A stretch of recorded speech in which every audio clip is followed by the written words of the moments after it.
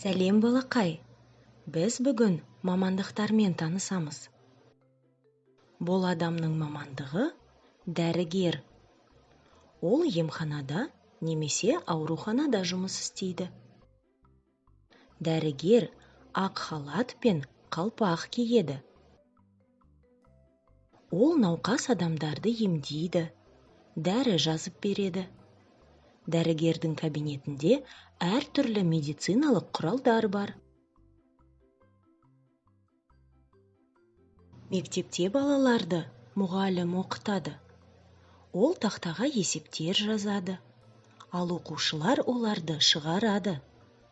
Сабақты түсіндірген кезде мұғалім таяқшаны қолданады. Мұғалімнің үстелінде оқулықтар жатады. Бұл оқулықтар бойынша мұғалім оқушыларға білім береді.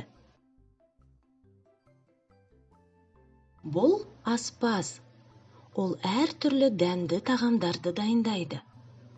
Аспазға кафедегі барлық адамдарды тамақтандыру үшін бір уақытта бірнеше тағамды пісіру керек. Оған жұмыс істеу үшін әртүрлі азық-түлік, ыдыс, электр плита керек. Аспаз киімін былға болмау үшін алжапқыш және шашын жабу үшін қалпақ киеді. Құрылыста кім жұмыс істейді? Құрылысшы. Ол үйлер, дүкендер, мектептер және басқа ғимараттарды салады. Құрылысшы комбинезон киеді.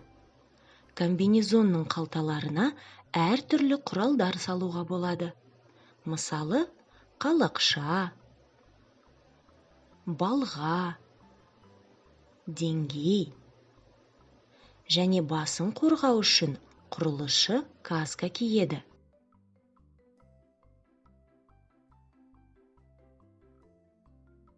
Дүкенде сатушы жұмыс істейді. Ол дүкенде азық-түлікті сөрелерге қойып, бағасын жазады.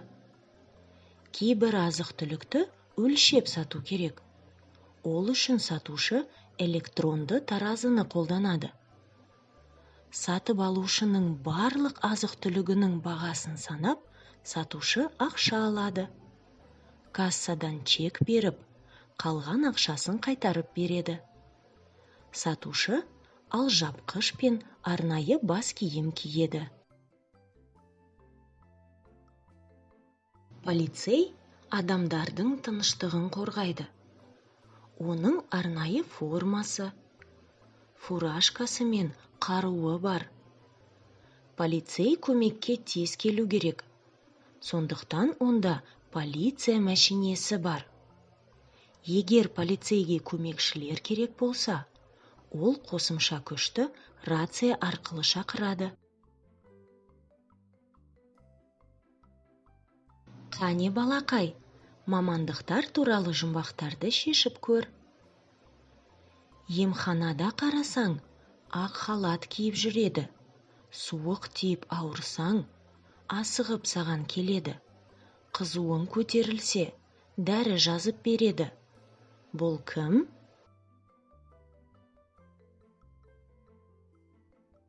Дәрігер. Білім аламын десең, ол саған көмектеседі. Талпынып оқып жүрсең, саған 5 қойып береді. Бұл кім?